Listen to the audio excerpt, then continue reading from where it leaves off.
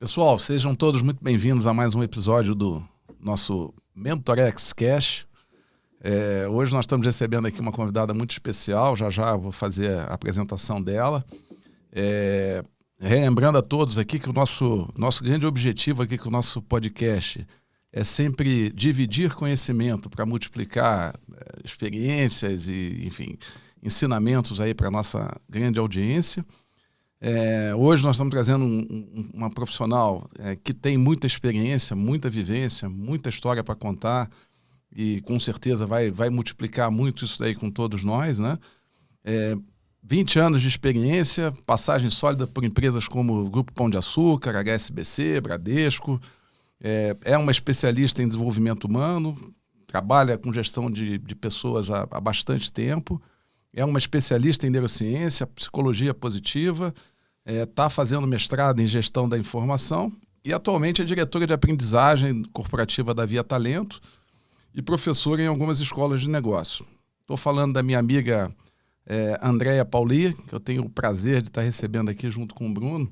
Mas antes de passar para você, Andréia, eu queria que o Bruno aí fizesse aí uma introdução do tema que a gente vai abordar hoje aqui com a Andréia. Farei. Olá, pessoal. Todos bem-vindos. O assunto hoje que vai nortear o nosso papo com a nossa convidada Andréia é o seguinte. Qual é o papel do líder como promotor do desenvolvimento de sua própria equipe através do seu próprio desenvolvimento, do seu próprio autoconhecimento, como pré-requisito para poder melhor administrar o seu próprio time? Então, André, muito tem se falado e a gente tem lido muita coisa relacionada, por exemplo, PNL, né? Programação neurolinguística, autoconhecimento, desenvolvimento pessoal e tal. E a gente queria só estender um pouquinho também a abrangência e os efeitos dessas coisas que são ferramentas. PNL é uma ferramenta, certo? Os efeitos dessa ferramenta no autodesenvolvimento do eu líder para melhor administrar eu liderando pessoas que estão abaixo da minha gestão. Sabe aquela história, né, PG, do que assim, não basta ser, tem que parecer? É isso aí. Então, assim, os líderes, né, eles precisam inspirar colaboradores não só pelo discurso, mas também pelas suas próprias atitudes. Um pouco assim, é inconcebível você imaginar um líder que está pedindo calma para todo mundo no momento de crise e ele, o próprio líder, o cara está suando, está vermelho, está desesperado. Fica difícil, você não consegue conectar, né, o discurso e a postura dele com a prática. Então, como é que assim, o líder administra suas próprias emoções e frustrações para não passar isso na medida, né, do possível para os seus liderados e assim ter uma relação mais saudável e profícua que todo mundo possa se desenvolver. Então, esse é basicamente, não sei se a gente te complicou muito no assunto, seguir nessa rota, mas né? Essa é a rota que a gente queria explorar, entendeu? Sair um pouquinho só do que é o PNL, o que é a programação neurolinguística, o que é o desenvolvimento, mas a implicação disso para o time que você lidera. Esse é um pouco do mote do papo que a gente queria tocar hoje. Okay. Muitíssimo obrigado por aceitar o convite. André, é um prazer ter você aqui. Eu é que agradeço, feliz por estar aqui com vocês, feliz por ter sido convidada aí para esse momento tão importante desse bate-papo que tende a abordar um assunto tão desafiador. Né? Com vocês aqui, PG, Bruno, é realmente uma alegria para mim. Obrigada.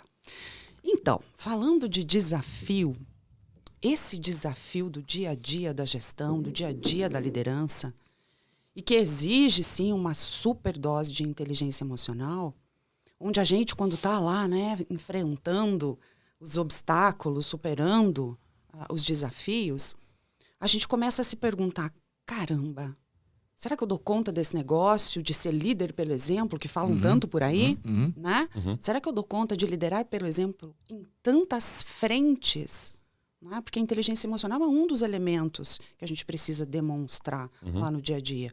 Mas tem tantas outras coisas também, tem a questão da delegação, tem a questão da aplicação de feedback, e tudo isso tem inteligência emocional como pano de fundo, e a inteligência relacional como um elemento que vem junto nessa história aí, como um subproduto.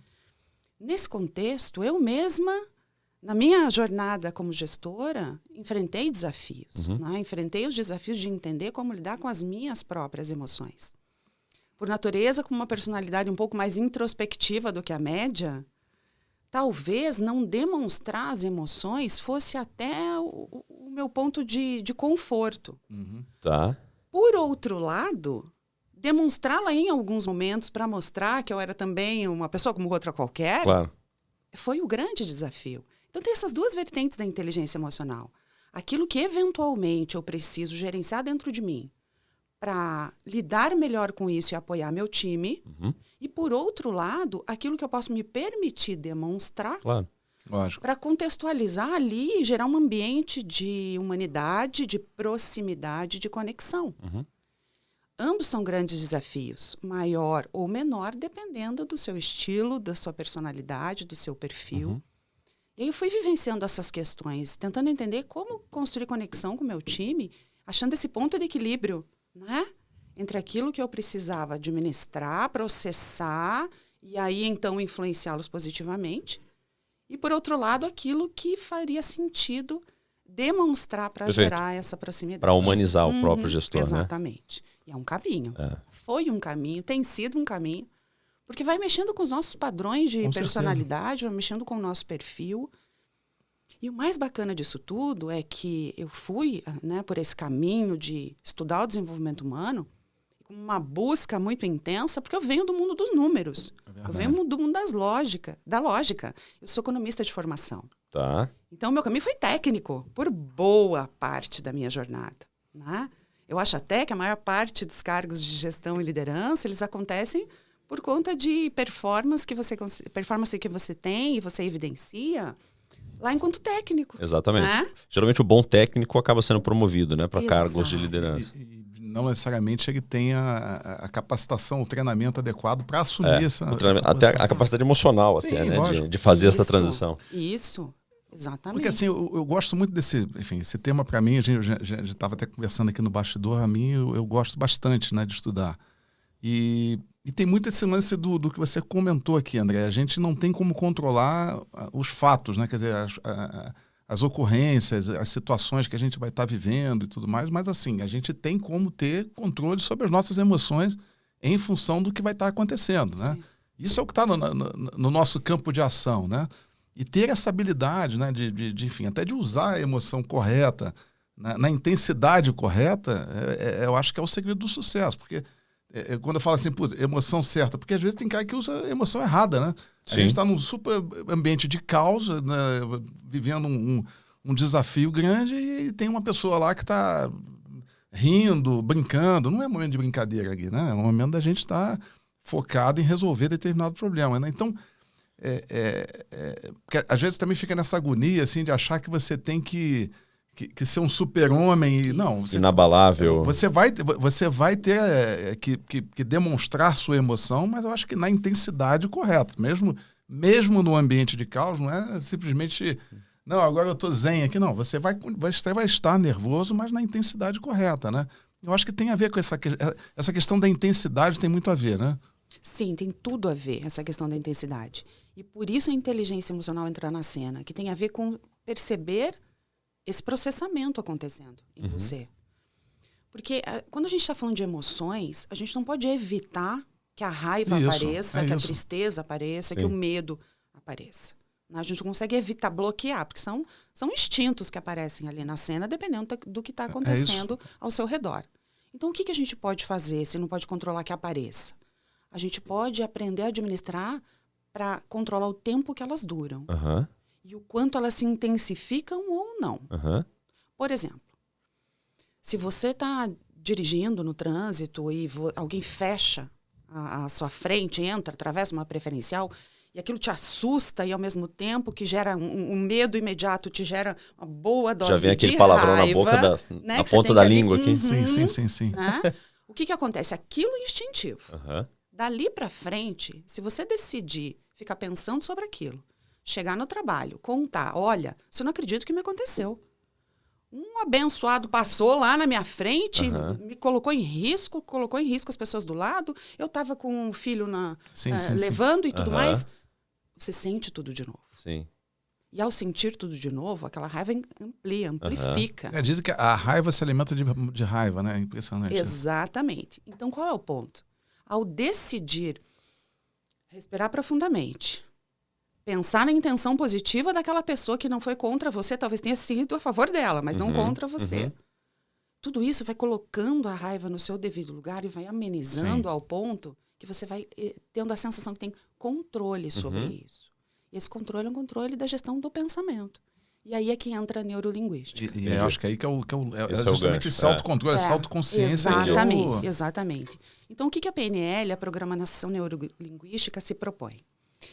A Programação Neurolinguística, ela se propõe a estudar como a linguagem influencia o sistema neurológico para programar ações, programar atitudes. Essa atitude de respirar profundamente, que é relativamente simples, mas que no dia a dia a gente quase não faz, é uma ação programada para colocar a raiva no seu devido lugar.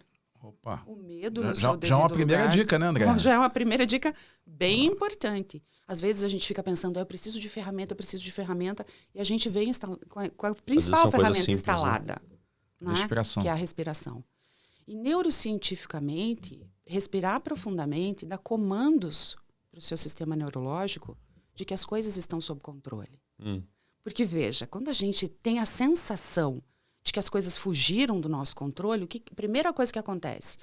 Você fica ofegante. Você fica ofegante. A respiração, ela fica curta, ela acontece aqui, né, curtinha, o coração fica alterado, o batimento cardíaco. Tudo isso é resposta fisiológica de um estado emocional gerado por um estado mental. Perfeito. Porque eu pensei conscientemente ou não algumas coisas. Não, show de bola. Então, a neurolinguística se propõe a isso, a fazer a gente entender que a gente consegue ter técnicas e ferramentas, a respiração é só uma delas, de pegar a rédea do pensamento, como eu costumo chamar. Pegar a rédea do pensamento para que ele não fique rodando no piloto automático, como aqueles aplicativos que rodam em segundo plano no celular. Sim. Que aquilo está me Vai influenciando, né? E eu não tomo conta, não tomo consciência disso. Entendi. E vai alterando o meu estado. E aí eu tento fazer aquilo que muitas vezes a gente é treinado no corporativo, o carão de inteligência emocional. Que não significa nada. Não é sustentável muitas vezes. É verdade. Né? As pessoas percebem. Totalmente. Totalmente. Invariavelmente as pessoas vão perceber. Percebem. Não, e essa questão de perceber, eu estava lendo um livro em que falava justamente isso da linguagem, né, das pessoas. Quer dizer, a parte que mais influencia ou que mais é percebida é justamente a linguagem não verbal. Quer dizer, é o que é a forma como você tá falando, Sim. o posicionamento do teu corpo, enfim, a forma como você fala. Isso representa, agora não me lembro, você não tem os números de cabeça, mas assim, é mais de 50% da percepção do interlocutor. É a comunicação não verbal. Comunicação não verbal.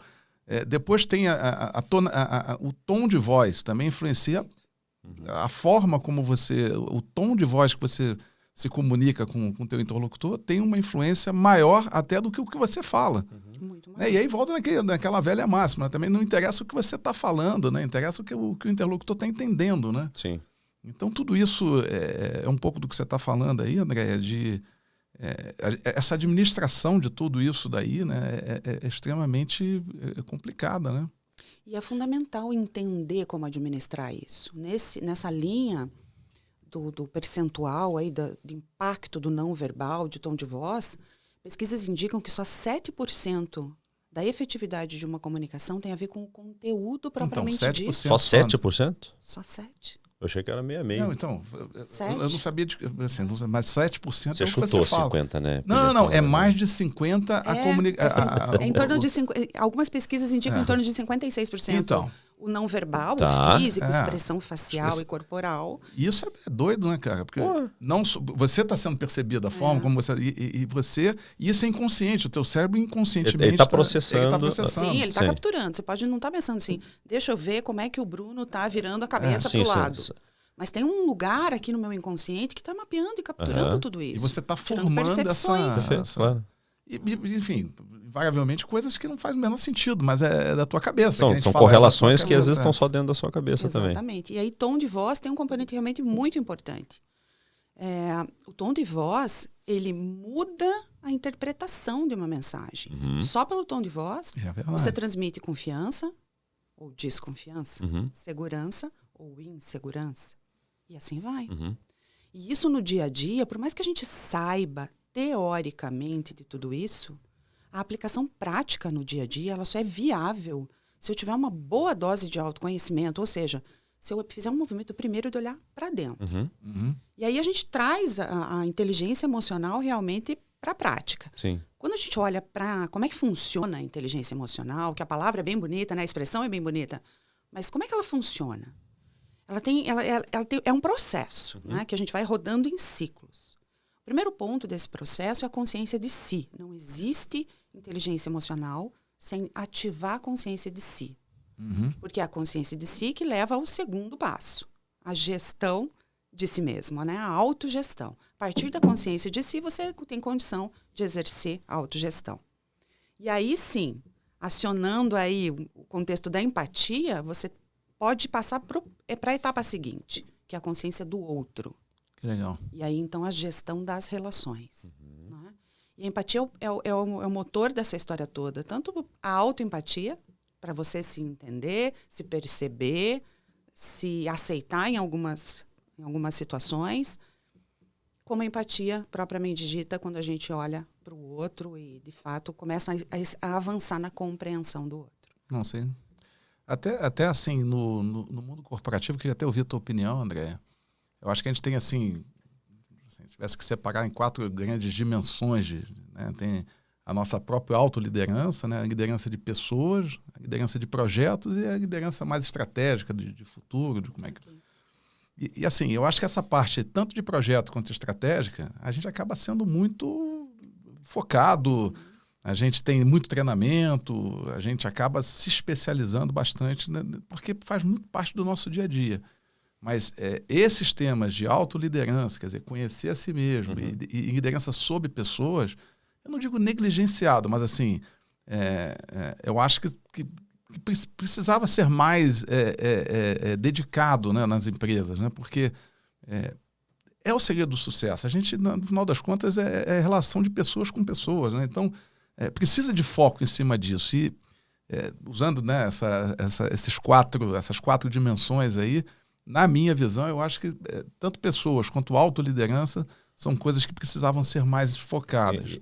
Assim, concordando com isso que você está falando, né, PG? Você falou de projetos, né, que é um tipo de gestão que a gente faz, que a gente acaba tratando de uma maneira um pouco mais técnica no sentido do ferramental. Então, assim, nossa, deu um problema no cronograma do projeto. Você vai lá e recorre a algumas ferramentas que a gente aprendeu em treinamento. Algum momento você vai lá, aplica aquela ferramenta e fala, então tem aqui, eu vou fazer a análise do caminho crítico, eu vou fazer mais isso, eu vou rever, vou negociar esse prazo. Você pega uma ferramenta que você tem, você aplica a ferramenta e lida com aquilo. Agora, na outra gestão, na autogestão, na gestão da equipe, a gente de regra, a gente se furta de buscar algum tipo de ferramenta. Exatamente. Como, por exemplo, a respiração, ou como, por exemplo, a consciência de si, para saber por que eu estou reagindo desse jeito. A gente não recorre a essas ferramentas. E a gente acaba meio que aplicando já alguns scripts que a gente já tem, de coisas que a gente vem fazendo há muito tempo. Exatamente. E não se dá muito ao trabalho de pegar uma ferramenta da prateleira e aplicar para tratar isso. É esse papo aqui, quer dizer, e aí nossa audiência, olha, isso que a Andréia está dividindo aqui com a gente, apliquem no seu dia a dia, que com certeza vai melhorar para vocês. A boa notícia dessa história toda é porque, assim, a gente está falando de coisas que são exercitáveis, certo? Não, totalmente exercitável. Ninguém nasce, né, André? Eu acho que é super importante isso quando o Bruno tocou, quer dizer, como que a gente desenvolve isso? É algo exercitável, algo que você pode e deve trabalhar e vai ficando melhor nisso ao longo do tempo. Com certeza. E aí tem um pool de ferramentas mesmo. Né? A PNL e várias outras áreas de conhecimento que, de uma forma integrada, disponibilizam um repertório de técnicas e ferramentas para que a gente possa avançar nessa autoliderança, que passa por autoconhecimento e autogestão, e que pode levar a gente a qualificar a relação, a avançar em níveis de influência sobre as nossas equipes, com os nossos pares e tudo mais. Existem técnicas e ferramentas que a gente pode ir aprendendo nesse caminho. E que muitas vezes são emprestadas, por exemplo, da administração. Nesse contexto da gente ser sempre treinado e ter até um pouco mais de facilidade no mundo corporativo em usar ferramentas de gestão do tempo, de gestão, né, de cronograma, projetos e tudo mais, SWOT é uma ferramenta bastante conhecida, que é aquela ferramenta que fala de forças, fraquezas, oportunidades e ameaças. Que a gente aplica para fazer planos de ação, para iniciar estruturas de projeto. O SWOT, por exemplo, ele pode perfeitamente ser utilizado numa perspectiva pessoal. Quando eu vou em um movimento de olhar para dentro, no autoconhecimento, construir um plano de desenvolvimento individual, que é um plano de ação. Não deixa de ser. E que eu posso olhar para isso e pensar quais são as minhas forças, quais são as minhas fraquezas, quais são, diante dos meus objetivos de desenvolvimento, as ameaças que eu percebo que podem impedir que eu faça esse caminho, trilhe essa jornada, e quais são as oportunidades também que eu posso explorar melhor ao meu redor. Né? E entre as oportunidades está o elemento de avançar em alguns aspectos, de obter outros instrumentos, outras técnicas, outras ferramentas. Mas a técnica e a ferramenta, por si só, elas sempre vão ter um limite de efetividade. Tá. Não adianta eu aprender uma técnica SWOT e sair utilizando aqui numa perspectiva de autoconhecimento para cumprir tabela. Não, eu sei aqui que a minha força é X e minha fraqueza aqui acho que é Y. Sem um movimento profundo, sem olhar para aquilo de frente, isso vai gerar um plano superficial também. Sim. Né? E aí isso acaba ficando frustrante, porque eu sinto que avanço pouco no desenvolvimento de conhecimentos, de habilidades e de atitudes, e aí eu fico com a sensação que esse caminho de autoconhecimento é bobagem. É verdade. Sim. E aí a gente volta para o padrão anterior de olhar só para o lado objetivo, Técnico, lógico né? e técnico. E definitivamente das coisas. não é por aí, né? Não adianta você ser só bom tecnicamente. A gente tem diversos exemplos de pessoas que eram muito boas, extremamente qualificadas tecnicamente. QI elevadíssimo, QI né? elevadíssimo, quer dizer, Mas o QI... uma inteligência cognitiva fantástica, Fantástica. mas que, enfim, tinham algumas situações de inteligência emocional que precisavam ser trabalhadas. E que, enfim, às vezes não tiveram um papo como esse aqui, deles buscarem esse autoconhecimento para se desenvolverem melhor, porque algumas dessas pessoas que conviveram com a gente, enfim, a gente sabe o quanto elas sofreram por conta desse tipo de assim, entre aspas, negligência em relação à inteligência emocional, né? Com certeza. Eu acho que essa questão da cognitiva com a emocional, cara, elas têm que andar em paralelo. Não dá para o cara ser só o supra-sumo, um cara extremamente bem formado, tecnicamente fantástico, e ter, enfim, ter que ter essa humildade de entender que a gente precisa emocionalmente ir se desenvolvendo na mesma proporção que tecnicamente. Né? É isso mesmo. Até porque é justamente esse desenvolvimento que é comportamental, né? Que vai gerar progressos nas habilidades de liderança, de gestão de pessoas, né? de gestão no sentido de influência. Né? A gestão no sentido de influenciar as pessoas positivamente, para que elas se desenvolvam também. Isso é show. E a gente quebre o ciclo de dependência que muitas vezes a gente alimenta enquanto líder ao nosso redor. É verdade. Né? E aí eu fico com dificuldade de delegação, e aí eu posso ficar protelando ações de feedback, porque as ações de feedback, em algumas vezes, são conversas um pouco mais delicadas, né, que não são tão simples. Às vezes, as reações são reações que precisam ser administradas ali na hora. E aí eu percebo líderes protelando e deixando para outro momento, e vai virando um círculo vicioso de dependência. E aí o líder lá no dia a dia está com a sensação de estar sobrecarregado, emocionalmente e em termos de tarefa mesmo, né? De atividade para entregar, de demandas para atender. O líder fica sobrecarregado e ele não consegue quebrar o círculo vicioso. É verdade. Porque requer esse movimento de fortalecer competências que são comportamentais, como a inteligência emocional, como a comunicação assertiva, como a delegação, a aplicação de feedback. Tudo isso são competências comportamentais, não são técnicas. Isso, e às vezes o líder acaba se deparando com essa necessidade, às vezes, da pior maneira possível, né?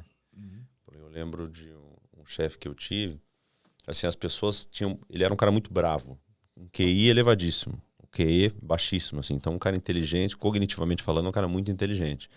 Mas um cara muito explosivo, muito, assim, bravo, reagia mal, era o jeito dele, senão as coisas não funcionavam e tal. E o time... geralmente evitava ou demorava a levar o problema ao conhecimento dele, porque ficava com medo da bronca. Perfeito. Então, assim, eu já vi várias vezes as coisas, quando eram levadas para ele, já estavam num nível tal que a coisa exigia, às vezes, um remédio mais amargo para ser resolvido. E aí entrava um pouco nisso que você falou, André. Porque assim, putz, agora chegou nesse ponto, tá bom, eu que tenho que resolver o trabalho do fulaninho. Mas assim, puta, talvez o fulaninho conseguisse ter lidado com o problema se logo de início ele Pudesse sentisse dividir, que né? pudesse dividir isso contigo e tal. Então, mas assim, eu não via esse cara fazendo essa autoanálise, assim, do tipo... puta, será que tem alguma coisa que eu poderia fazer diferente? Não, via de regra, chegava assim, puta, fulaninho é ruim pra caramba. Mas... né? Puta, deixa chegar no negócio. E se eu ficar fazendo o trabalho do cara, eu não preciso dele aqui. Né? Mas, na verdade, assim, é o teu trabalho que você não está fazendo direito, né? Mas é aquilo que a gente comentou no início, né? Das 4 dimensões aí que a gente estava imaginando da liderança, quer dizer, nesse teu exemplo aí que você está trazendo, enfim, a autoliderança dele, quer dizer, ele e a gestão de pessoas, liderança de pessoas, é que estava... essa pessoa, eu sei de quem você está falando, quer dizer, gestão de projetos fantástico, gestão estratégica fantástica, mas a questão dele lidar com ele mesmo e com as pessoas que ele se relacionava, e não tinha não era uma pessoa mal intencionada, não, de forma nenhuma, boa pessoa do bem, mas que tinha essa dificuldade, né? Precisava ter esses insights assim para se desenvolver em relação a isso. Às vezes aprende da pior maneira, né? Quer dizer, infelizmente aprende da Às vezes tomando porradas na vida corporativa e também na saúde. É verdade. Esse cara com 40 e poucos anos já tinha tido um derrame e um princípio de infarto. Nossa. Então assim, tudo bem, tem um componente genético. Eu não sou médico, eu não tenho como julgar isso. Mas eu não tenho a menor dúvida, leigamente falando, de que essa pressão que ele se impunha por conta dessa situação que, puta, ninguém é bom o suficiente, eu tenho que fazer tudo... Que, cara, isso vai gerando uma pressão que uma hora o corpo... Fisicamente você abenda, né? Não tem jeito. É isso mesmo. E que é movido por uma intenção positiva de fazer bem feito, de controlar as coisas, de fazer, né, a área andar, de realizar as entregas que se comprometeu, né, que a pessoa se comprometeu. Então, qual que é o ponto? Tem um monte de intenções positivas nisso. A estratégia é que não ajuda. Que é uma estratégia, muitas vezes, de centralização, de microgestão, em algumas situações, e de não administrar a frustração, que é o que acaba espirrando nessa história toda. Né? E, lógico, muito disso acontece de uma maneira... inconsciente, ninguém para pensar assim, eu vou começar a implicar com o Bruno agora. Isso vai acontecendo. Né? E a sensação que eu tenho é que o Bruno não está jogando do meu lado. O Bruno não está jogando no meu time. Não. E aí isso vai espirrando para um componente, às vezes, que chega a pessoal, a se tornar pessoal. É verdade. Né? E ninguém para reagir, planejar reagir dessa maneira. É meio consciente, né, André? Consciente. E aí vejo, o que eu percebo, né? Eu percebo porque eu pensava isso lá em algum momento também da minha carreira. Mas espera aí, ok? Todo mundo aqui está me dizendo que é importante desenvolver competências comportamentais, né? Ativar aí elementos da liderança, que são habilidades necessárias para superar os desafios da gestão. Mas eu não tenho tempo. Não tenho tempo, tem muita coisa para fazer, eu não tenho tempo. Né? E a sensação, muitas vezes, que o líder tem lá no dia a dia é que se ele parar, seja ali 1 hora por semana para dedicar o tempo dele para esse movimento de autoconhecimento e de autodesenvolvimento, que ele está perdendo tempo importante e valioso que ele praticamente não tem. É isso que você está falando, é verdade. Não é? E que ele vai deixar de colocar coisas em movimento por conta disso. Não é... E aí retroalimenta o círculo vicioso de continuar sobrecarregado, de continuar com um time que muitas vezes fica imaturo, porque não se desenvolve. Lógico. E de o líder olhar ao redor e ficar com a sensação de que ele não pode, de fato, delegar, confiar que vai andar o negócio. Né? Muito legal. E aí, a boa notícia é que eu tenho percebido que essa consciência tem começado a surgir nas organizações. Eu tenho percebido...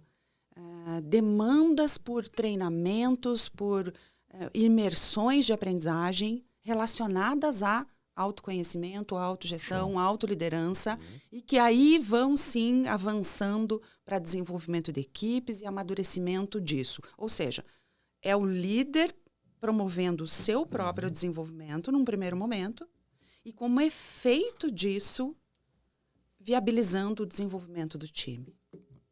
Eu acho que vai ser fantástico, André.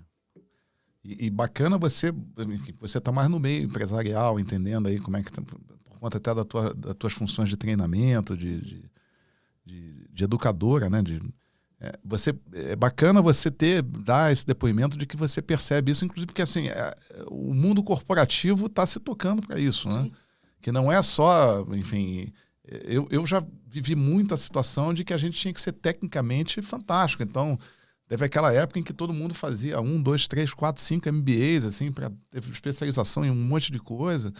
E esta parte, né, que a gente está falando aqui da gestão das nossas próprias emoções, fazer a nossa própria autoliderança, aprender a se relacionar melhor com as pessoas, assim, não que eu nunca tenha passado por treinamentos nesse sentido, a gente até passou, mas não eram os principais focos, né? E bacana entender que isso é uma tendência, né?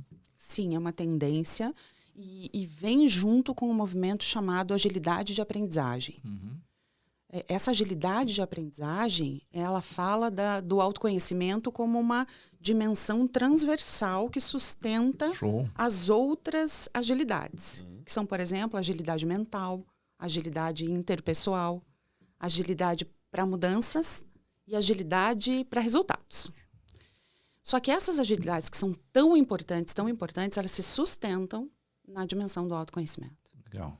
Então, para que a gente possa ter uma liderança ágil, a gente vive em tempos de agilidade, né? A gente vive em tempos em que a agilidade é um componente importantíssimo no nosso dia a dia. Uhum. Porque está todo mundo com um monte de prato para equilibrar. Está todo mundo tentando, como eu digo, trocar o pneu do caminhão e o caminhão está rodando. E é isso mesmo. Na vida como ela é isso mesmo. Então, a gente precisa fazer com que os líderes tenham um repertório de possibilidades para avançar em autoconhecimento, em autodesenvolvimento, gerar o desenvolvimento dos times, porque a agilidade vai acontecer neste lugar em que ele se desenvolve o time. Aí a gente quebra ciclos de dependência e constrói a interdependência, que é onde todo mundo vai crescendo. Legal. E amadurecendo e se aperfeiçoando. E essa questão de interdependência, você enfim, tem exemplos claros nisso, né? Não sei se você pode dividir com a gente algumas situações em que você até incentivou, né, que as pessoas, entre elas, né, começassem a trocar um pouco, porque isso daqui, né, eu acho que precisa ficar claro, quer dizer, acho que nenhum de nós aqui, assim, todo mundo passou por isso, quer dizer, todo mundo teve que se desenvolver, na verdade, né? Vivemos situações, a gente fala aqui assim, nós não estamos falando assim, olha, é assim, é assado, isso não tem uma receita de bolo, né, André? A gente precisa ter esta consciência, né, de que todo dia a gente precisa ir melhorando, se controlando, fazendo essa descoberta de nós mesmos todo dia, né? Mas eu queria que você pudesse dividir, assim, um pouco dessa experiência que você fez, incentivando o time, né, a trocar um pouco dessas experiências entre eles, né? O quanto que isso traz de crescimento para o time, né? Para a entrega de resultados, para ter um ambiente melhor de trabalho, né? Como é que foi essa tua experiência aí? Então, esse é um pedaço bem legal da minha própria jornada de desenvolvimento, porque quando eu percebi que não adiantava entender de números, só de números, e cada vez mais de processos, de projetos e de negócios, eu pensei, peraí, agora que eu estou aqui à frente de pessoas, né, eu preciso exercer influência positiva sobre essas pessoas, eu preciso entender um pouquinho mais de gente. Uhum. E aí comecei a trilhar o caminho de desenvolvimento. E eu comecei a me encantar com algumas técnicas, algumas ferramentas que eu comecei a usar, a PNL, por exemplo, né, que gera um repertório imenso de técnicas e ferramentas. Comecei a pensar assim, opa, isso aqui está me dando uma qualidade melhor de inteligência emocional, está me dando mais condições de inteligência relacional. Esse negócio está funcionando. Uhum. E aí eu pensei, peraí, eu preciso compartilhar, não posso ficar com isso só para mim. Preciso compartilhar. E aí foi muito bacana, porque naquela oportunidade que eu fiquei com a sensação que eu tinha oportunidade de compartilhar e contribuir com o time nesse sentido, eu tive apoio, né, da minha liderança direta para construir um programa e que eu construí com a parceria de um par, na época, que topou o desafio de compartilhar conhecimento com o time, de fazer facilitação de aprendizagem. Tá. Ou seja, a gente construiu lá um programa chamado Oficina de Desenvolvimento, estruturamos 4 módulos para falar sobre temas como potencial, o impacto dos valores pessoais na marca do profissional, para falar de gestão de mudanças. Tá. E aí a gente construiu isso e divulgou para o time com participação voluntária. Quem quiser, vem. As próprias pessoas do time Isso, convidamos o time para participar voluntariamente. A gente falou, a gente vai fazer uma série de workshops sobre esses temas e quem quiser, fica à vontade. Na primeira edição, a gente teve adesão de mais de 50% do time. Eu e esse meu par, com experiência zero de sala de aula, né? Zero, entramos ali e fomos vivenciando e compartilhando.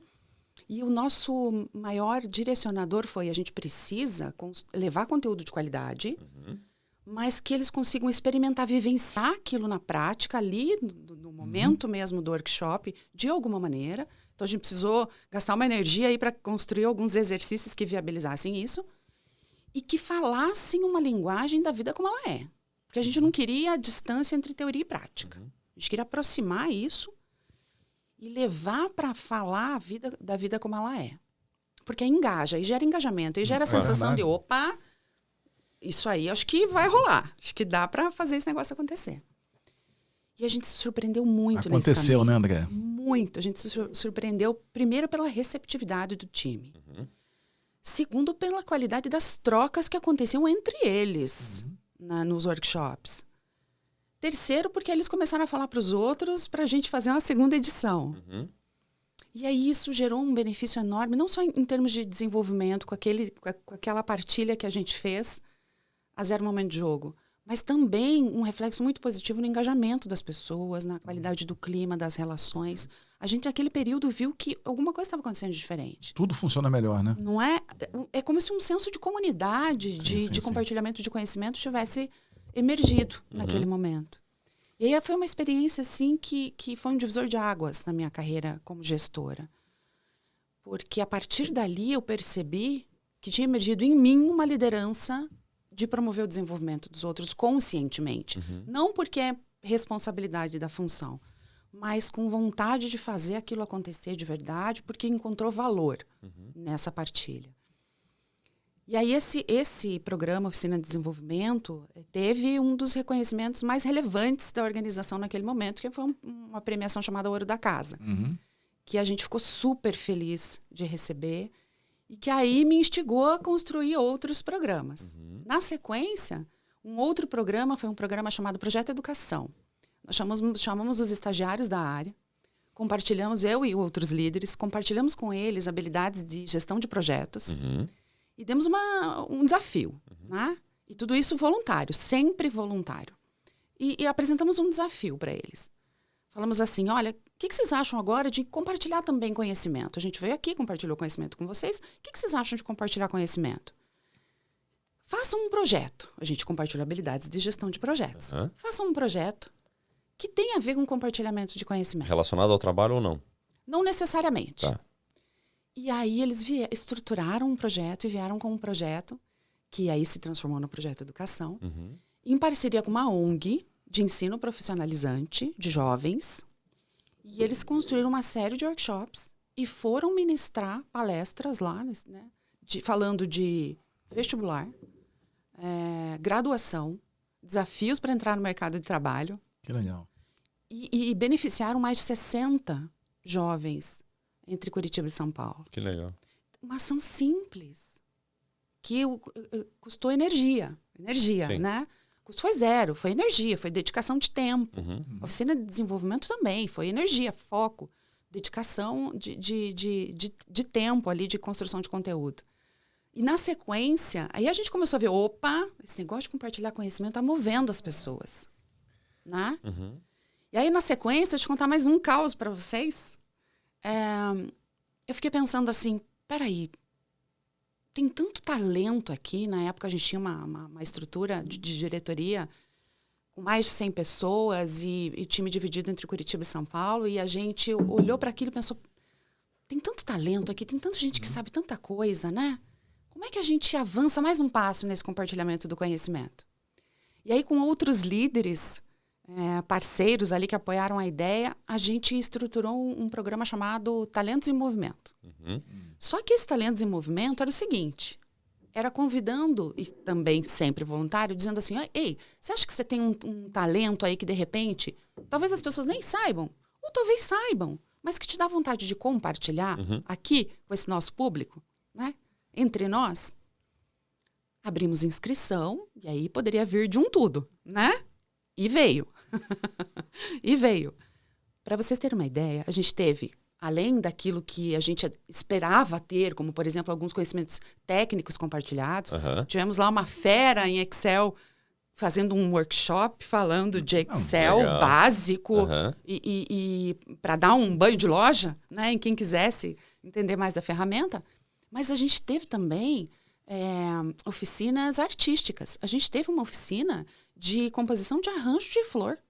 Gente, como que assim? legal. Que legal. Olha que... Não, e a adesão, gente, vocês não têm ideia da adesão dos participantes. Porque as pessoas queriam saber como fazer arranjo de flor. A gente teve uma outra oficina de cupcake. Opa, essa é boa, Cupcake, na época, tava bombando. E aí veio Foi na época que o bolinho né? Virou cupcake, né? Foi gourmetizou o bolinho. Exatamente, exatamente. E foi muito legal, porque aí as pessoas perceberam que elas podiam compartilhar outros talentos. E, gente, o orgulho delas de dividir aquele conhecimento e a alegria dos outros. Em ter ali uma oficina que não era uma tarde inteira. Eram oficinas curtas, meia horinha, sabe? Em que a pessoa tinha acesso àquela troca de informação e aquela conexão uns com os outros. Aquilo, primeiro que gerou resultado prático de conexão, de engajamento, mas também gerou resultado lá no dia a dia. Porque você volta com outra energia para a atividade que você precisa entregar. Você tem uma outra qualidade de conexão, porque aí se a tua atividade depende lá de uma perninha que é o PG que entrega, eu estava conversando com o PG na oficina outro dia. PG, dá um apoio aqui. Você está falando com alguém que você conhece, que você já se relacionou. Você conhece além da esfera só do técnico, do trabalho, né? Isso aí facilita tudo, né? Então, na verdade, às vezes a gente tem a sensação que a gente vai gastar tempo. Não, é investimento. Mas é investimento de tempo, porque me economiza muito desconforto, muito desgaste, muito ruído na sequência. Então, no final das contas, avançar em desenvolvimento pessoal, seja com a estratégia que for, gera esse impulsionamento. Claro. Né? Torna a gente mais assertivo. E o bacana também, assim, você vê quando... porque você conseguiu fechar o ciclo aqui, né? Pegando o exemplo dos estagiários ou da oficina do rapaz que ensinou Excel. Então, primeiro, você e um par, como líderes dessa equipe, vocês se predispuseram a fazer esse tipo de abertura e um pouquinho além do que estava no mandato do cargo, né? Então, você saiu um pouquinho dessa zona de conforto e só do comando-controle, né? Comando-controle do cargo. E aí vocês abriram um pouco essa possibilidade para ensinar coisas como gerenciamento de projetos, algumas outras coisas. As pessoas do time pegaram isso e elas começaram a replicar também para as outras pessoas coisas que são úteis, como, por exemplo, o Excel. Então, você consegue ver que o comportamento do líder gerou um comportamento similar nos seus liderados e isso retroalimentou todo o ciclo porque as pessoas estão sabendo mais Excel, as pessoas estão mais engajadas, enfim... efetivamente não é uma perda de tempo, é um investimento de tempo que retorna. E o ciclo fechou, né? Porque se teria sido, obviamente, se só você e o seu pai já feito isso e ensinado alguma coisa pro time, teria sido legal pra caramba. Inegável, teria sido legal pra caramba. Mas o mais bacana disso é que as pessoas... Foi o cascateamento para fechar o ciclo. Né? Assim, e aquele negócio, comprou porque viu que funciona, viu que o líder está inspirando ela, né? A pessoa, né? Então, assim, é aquele negócio de comprar pelo exemplo, né? Não é pelo... porque falou que é legal, não. Ela está vendo, ela viu que você está praticando e está gerando resultado em cima disso. Né? É isso aí. E essa é a liderança pelo exemplo. Sim. Na prática. É verdade. Né? Na prática. E de uma forma que a gente viu que gera realmente um outro nível de produtividade. Porque para poder estar na oficina de cupcake, a pessoa se concentrou num nível novo para fazer o que ela tinha que fazer e encaixar o tempinho da oficina lá. Perfeito. Então, não é que você larga e começa a fazer outra coisa. Deixou de fazer você olha nada, para né? aquilo e pensa, como é que eu encaixo? Né? Então, é sistêmico. O desenvolvimento humano, ele é sistêmico. Ele começa pelo lado de dentro, ele vai para as relações, ele começa no profissional e migra, né, para o pessoal e vice-versa. Então, as pessoas saíram de lá levando mais coisas para suas vidas também. Quando você faz treinamento de comunicação, você não se comunica melhor com a sua equipe só, né? Ou com seus pares ou com o seu líder. Você vai se comunicar melhor com a sua esposa, com o seu não parceiro, tem como dissociar uma coisa da outra, com seus né? filhos. Então, eu acho que tem esse ganho também, né? Um outro ponto é quando você investe no teu desenvolvimento como líder e promove o desenvolvimento das pessoas ao seu redor, aquilo naquele momento gera um benefício colateral para a organização onde você está, mas se eventualmente você muda de organização, você está levando tudo com você. Né? É verdade. Então a gente leva com a gente, integra. Vale muito o investimento, né, André? Exatamente. Poxa. Muito bom. Hoje, infelizmente, a gente tem que ir para os finalmente, né? Porque, o tema aqui com a Andréia... Bom, eu adoro esse tema, então, assim, a gente poderia ficar falando aqui 6 horas seguidas. Mas, assim, Andréia, a gente mais nada, queria te agradecer bastante aí pelo... Você estar dividindo, ter comprado a ideia, né? Do dividir conhecimento para multiplicar, né? Com a nossa audiência, enfim, com todos, né? Te agradecer bastante. Eu acho que a gente aprendeu muito, sempre aprendendo bastante aí, conversando contigo, né? Mas assim, antes até de passar para os finalmente, eu queria que você contasse só um pouquinho aí, dá uma palhinha do como é que está teu dia a dia hoje em dia, quais são os seus desafios, o que você anda fazendo aí? Tá bom. Aquele último programa que eu comentei com vocês, o Talentos em Movimento, acabou gerando a Via Talento. Opa! Acabou sendo a ponte que me levou... O embrião.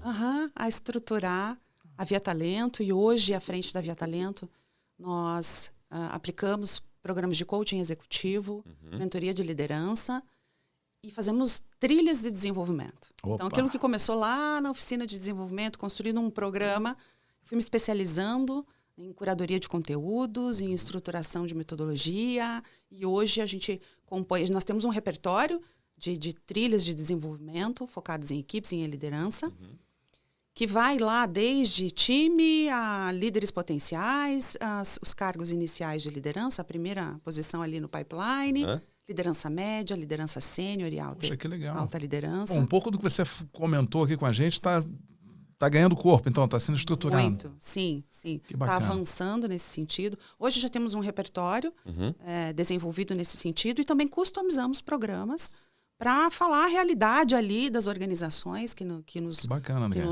chamam para ter essa parceria, falando a cultura deles, na linguagem deles, integrando com outros programas de desenvolvimento que eles eventualmente já tenham. E hoje esse é nosso carro-chefe, nossas frentes de atuação. Deixa eu aproveitar aqui o momento, trouxe um presente para vocês. Opa! É o primeiro presente que a gente recebe no podcast. Olha que coisa legal, que honra minha. PG, que é o livro Liderança Sistêmica, que eu fui convidada para escrever em coautoria com outros especialistas. Show de bola. Desenvolvimento humano. Deixa eu só colocar aqui para o pessoal dar uma... ali. Muito obrigado. Putz, que legal, André. Muito obrigado mesmo. Então, um agradecimento aí por esse convite, que me deixou muito feliz de estar aqui com vocês, que são pessoas que eu legal que admiro você demais. Colocou aqui o lema, né, Brunão? Aqui, dividir para multiplicar. Vamos juntos. Muito bacana, André. Legal. Muito obrigado aí por você ter comprado a ideia. Tá aqui, ó, tá na marquinha. O dividir para multiplicar, né? Putz, que legal.